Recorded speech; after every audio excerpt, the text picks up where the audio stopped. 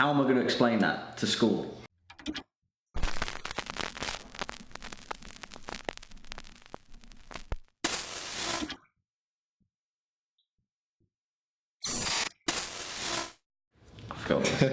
Seymour Skinner, great character.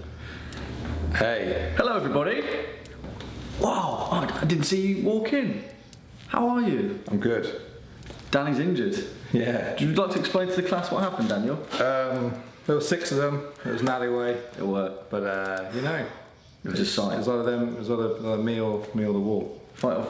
Not like me, but you don't need to know. It's too I don't know what that means. No, I actually got this from the very modern day sport of clicking a lot. Just been clicking a lot at work and got carpal tunnel. So now I'm having this and it's like pretty solid. It just straightens the wrist out. I always thought that was a myth, carpal tunnel. It was like, stop playing video games, you'll get carpal tunnel. And then as we got older, it was like, oh no, it's actually a debilitating medical condition. But it's weird. And it's painful as... Like, it must be... I played a lot of WoW when I was a kid. And like, I didn't get anything. So it must be... It must not... It can't That's what I mean. That's what I thought. Don't stop playing, you'll get carpal tunnel. Yeah. No, I won't. Mum, I'm raiding Ragnaros. No. Anyway, welcome back to How Now, everybody. Back. This is Daniel Burke. Jack Finch. And as you can see, it's a little bit chilly. Yeah, we've almost come full circle in our outfits. We have, yeah. We can judge what season it is by what we're wearing, which is as is always the case, unless you're an absolute madman and just walk around in shorts while it's minus 30. I wouldn't recommend that in Canada. We've got a story to tell. Yes, you have. It's Jack's story this week. Oh no, we have. Did you not get the memo? Did not get the memo. We were both going to tell a story at the same time. Okay, I can do that thing where like I try and guess what you're saying. That's pretty good. I was trying to guess what you were saying, but you were telling me what to say. Anyway, this is a part 2. Yeah. And this is part 2. This is a part 2 of tech support. Oh. So this is a continuation of where we are. And if I may say so myself, things have got a little bit interesting. Okay. As you can say that. I didn't write this story. I found this. Oh, you found? Oh, cool. Yeah. Okay. Found this on my travels. If you haven't watched the first part, obviously pause this, go and watch that now. Yeah. If you haven't watched the first part, this second part will probably not make any sense whatsoever, please. Yeah. So go and do that. Yeah. Part 2. Let's do it. The following document is the second post from an unknown user in the messaging board thread titled "Something Weird is in My Cubicle," posted on the tech support section of the journalistsansfrontières.org forum on June 14th, 2014. This reply follows several seemingly confusingly quoted comments of the original post, most of which are incoherent or simply dislocated links to image files. The following is the response. It got bigger. You all knew that was coming though, didn't you? I know several of you tried to make light of the situation and give me some form of a break from the insane mundanity that has been my past week by telling me to turn it off and turn it on again. And I appreciate it, but really I'm starting to legitimately consider quitting my job. Yeah, whatever. It's a cheap joke. You can have it.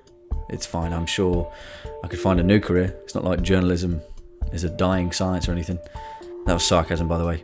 If this current administration keeps on the way they're keeping on, we'll all be out of a job, and then there'll just be a hole at an abandoned desk, and I guess it won't be anyone's problem anymore. Oh, and we'll all probably be dead too. Actually, that sounds like it might be the ideal situation. Maybe I'll hope for that. Anyway, onto the other void elephant in the room. As you can all see, I've attached several images of the hole in question, but of course, as I found out when uploading them, this thing, it can't be captured by camera. It just looks like a shadow, right? Not even a shadow, it's like the shadow of a shadow. Now, I know what you're thinking, and I thought long and hard about just straight up deleting this post and moving on with my life. And I know how it seems, really, I do, but guys, I'm not crazy. I promise you, I am not crazy. If I could think up a way to take an accurate picture of this thing, I would, but please, on this one, you just have to trust me. Pics or it didn't happen is out of the question here. I tried, I really did, but whatever the anomalous properties of this thing are, it just won't let me show you them. It makes sense, I guess. If reality has failed to render in a hole beneath my office desk, then it goes without saying that reality wouldn't render on camera either, right? Although, in this case, it's just a shadow of nothing. I don't know how it works. I'm not even going to even attempt to understand why it works the way it does. It just is. And like I said, it got bigger. Please, just take my word for it. I'm already past questioning my own sanity. That was last week's problem. Because, you see, this isn't even the weirdest part. And I feel like I've been waffling on only to take my mind off of the truth of the matter. Okay. Deep breaths. So, yesterday, I was sitting at my desk working away on one of Harriet's last editorials before her sabbatical. Just a basic edit, dotting a few T's and crossing a few I's. You know how it is. When, all of a sudden, out of nowhere, a pen just flat out fell out of thin air and landed on my desk. It clattered on the keyboard, clinked, and rolled onto my lap. I stood up, rolled back out of my chair, poked my head out above the cubicles to see what the hell was going on. I'm 34 years old and I'm pretty much the youngest guy on my floor. I highly doubted that any of the old timers that I shared an office space with would be flinging pens around like a school classroom, but still, I had to check. It was reactionary. It was the only thing that made sense, right? Someone threw that pen at me, but there was nothing. No one smirking just out of view, nobody peeking their head just around the corner, no one frantically apologising for being absent-minded and clumsy. And that's when I sat down and I took a good look at the thing that had just landed on my desk with a clatter. Because without a doubt, it was the pen from the week before. Looking at it, holding it in my hands, I knew it straight away. It had the same chew marks on the lid from when I tried quitting smoking to no avail a few months ago. It even had the slight crack in the pen casing from when I'd pressed down on the nib too hard and the lid shot off and landed in my coffee cup. There was no denying it. It was the pen from the week before, the one that I poked and prodded the hole with right back on my desk. You see, then I could have sworn that the hole spliced the whole thing in two before it disappeared, like straight down the middle as it collapsed into the void of nothingness, almost like the last strip of tinder collapsing into a campfire, yet here it was, whole, complete with all its imperfections, right there on my desk, landed back in reality from somewhere. And that got me thinking, but as you may have guessed at this point already, thinking is a loose term in my respect. I wish I would have thought, because I'm not exactly sure what I was thinking at that point, but before I knew it, I was on my lunch break. I'd headed a few ways downtown to a pet store that I'd walked past a few times before, a place that specialised in reptiles called the Slither Store. Snakes, as you can imagine. I didn't even know exactly what I was looking for, but I just had this strange urge to see what else this hole could consume. I don't know. I still don't know how to describe it. It just has this effect. I can feel it almost purring and pulling at my legs, growing bigger. It's almost like it's... No, I don't even want to type that out.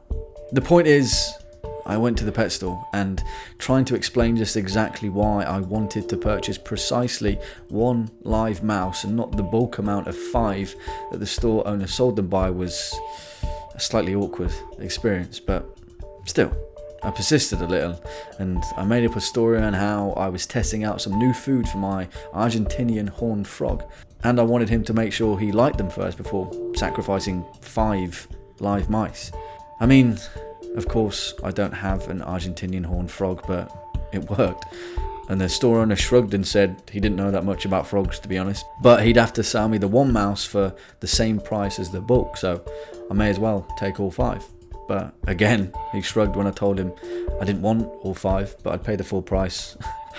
Anyway, before I knew it, I was back at my desk clutching a small cardboard box. Again, I wish I could explain my rationale to you.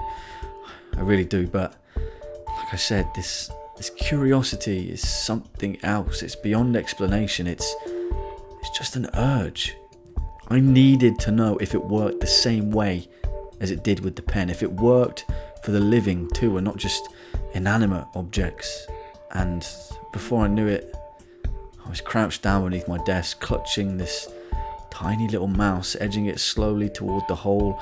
I was gripping it with both hands. My palms were soaking and my knees were cracking under the pressure of bending it at such a weird angle. And then the mouse wriggled free. It jumped clear out of my hands just as I was about to touch it to the unrendered part of reality. But as it leapt out of my grip and away from the hole, as if instinctively, it knew not to face toward it. And the mouse twisted its body in the air in a weird little way, and its head, just by a whisker, brushed against the strange shimmer where the wall should have been. It didn't make a sound. It just collapsed like a limp, lifeless sack of white fluff and fur. Just collapsed to the ground. I don't know what I was thinking. It sounds crazy reading this all back, I know, but really, guys, I'm in far too deep now. I really am. Because currently there is a headless mouse gathering dust beneath my desk. And maybe the cleaners will find it this weekend and just think someone was playing a prank on me. Maybe I've made a few enemies. Maybe I'll get off scot-free and no one will suspect that I'm starting to do some real weird shit in this office. Maybe. And I dread the thought. What's worse is that sometime next week, there is a good chance that whilst I'm sitting at my desk, working away, just like what happened with the pen, the head of a bodiless mouse is going to fall flat on my lap, and there's nothing I can do about it. Really, guys, any advice would be appreciated, but either way, I'll let you all know how it goes. Very good, very good. Quite funny. It's quite funny, that one. Yeah, it felt funny. Funnier than the first one. I loved how it started straight off the bat. I love these sort of like, not the fear of the horrific events that are happening or what could happen, but just sort of fed up. Just like, this is a guy who got enough on his plate anyway. I'm trying to write it from your perspective. From mine? You're a big inspiration. Like I envisage you quite a lot. Okay. Like what we did, like, and you're. Because it fascinates me some of your thought patterns that you get into. Like, right. I have to do this because I've done that, and then people. Do you know what I mean? You know exactly what I'm talking about. So the character, who it is kind of like an exacerbated, my mental version of you in this fictional world. I feel like. Well, that's funny. It's funny you said it, because there's plenty of times where I was like, well, why is he doing that? Why does he just do that? It's really simple. Yeah. But I guess it's easy to say it on the outside, right? No, exactly. Yeah, that's the point. And I think I'm towing a little bit of a line, but. It feels a little bit quintessentially British. It does. It does. I thought like I got sort of Douglas Adams sort of vibes. Yes. Like, yeah. I don't know, like Red Dwarf, sort of British sci-fi vibe. Like we're not meant to be here. This is just not meant to be doing this. Yeah, like everything's just a bit quirky and a bit weird and inconvenient. And yeah. That's the vibe I got. I really like that. It was a good start. Good start to it. It really set the tone for it, and just running off that, like so many instances where you're like, just go and tell someone. I know, dude. Just go and tell someone. Go. What have you got? Why are you so worried about that? It's not. What's making me laugh though as I write it is envisioning like what the responses to this would be. Do you know what I mean? Because I kind of like in my head canon, all of the responses in this forum are like really in depth. Like, no, you've got to do it, or no, you've got to. Do you know what I mean? Okay, yeah. But none of it is good advice. No. It's all terrible advice. No, because the only advice is like, you're just like, stop, just go and get someone and be like, it's over. But like, that's what I like about it. I also know where it's going though, which kind of like makes some of the stuff that's going to happen. I don't know. It's going to be a challenge to make some of the stuff that I've got planned funny. Okay. Because yeah. Okay. Yeah. So what would you do then if this was you? If this person's based on me? See this. I don't know at all, because I've never found an rendered part of reality beneath my desk. That's true. Do you know what I mean? Yeah. But I would be like, am I crazy? Am I tripping balls? Yeah. Like the ultimate. Well, we'll see. Yeah. But there's some messed up stuff. Okay. It's gonna be a challenge to make that funny. Okay. No, I know. Actually, I disagree. I think you'll find it very easy to make it funny. Very that's funny. It's not that it's not a challenge to make the event funny because it's difficult to make that. It's the response, right? It's easy to make someone's reaction. That's why it's fun. That's why it's a little bit fun. Do you know what I mean? For God's sake, everything. Put it this way: I used to have a fear. This is what we'll end on. I remember dog piles as a kid. You're at school Pile on people. Pile on. People do dog piles. I used to have a fear that I'd be in a dog pile. Yeah, and I'd be messing around with something, and I'd grab one of my mates' arms or legs or head, and I'd pull their arm off or their head off. How am I going to explain that to school? Well, that's your thought. How am I going to explain it to school? See, not maybe that's his parents or his family or my family. Maybe that's giving you. What's Mr. Maybe that's giving you a bit of an idea as to where it's going. I legitimately used to have a fear of, oh no, I've pulled the head off. Pulled the head off. What? I've pulled the head off. So yeah, guys, if you enjoyed that story, tune in for. Yes, I'm very excited. I also loved the way you ended it. I think it's a really good story for this channel as well because people are already imagining. You've left just enough where they're like, I know what's going to happen. I know where this is going to ramp up in a certain way. It's fun to keep it rolling as well. But I want to see how you do it. I want to see how you. That's what it is. It's a good mix of showing a little bit, but not the whole thing. Thanks, so I'm excited. If you like that and you want to see part 3 and you have any ideas about what part 3 could be, then make yourself heard in the comment section below. Speak your mind. And also keep sending in your stories to this email address right here. We're going to be doing a live stream soon. I think it should be did we do a September live stream? I don't know if we did. We didn't, but... Okay, well one coming soon anyway. So we'll be reading out some of your stories on there. In the meantime, thanks for watching as always, guys. Thank you so much, guys. Jack Finch. This has been Danny Burke. And we'll see you all in the next one. Goodbye. Bye-bye. We did a glitch last time, didn't we? We did a glitch. That was such a wholesome smile. What? Goodbye.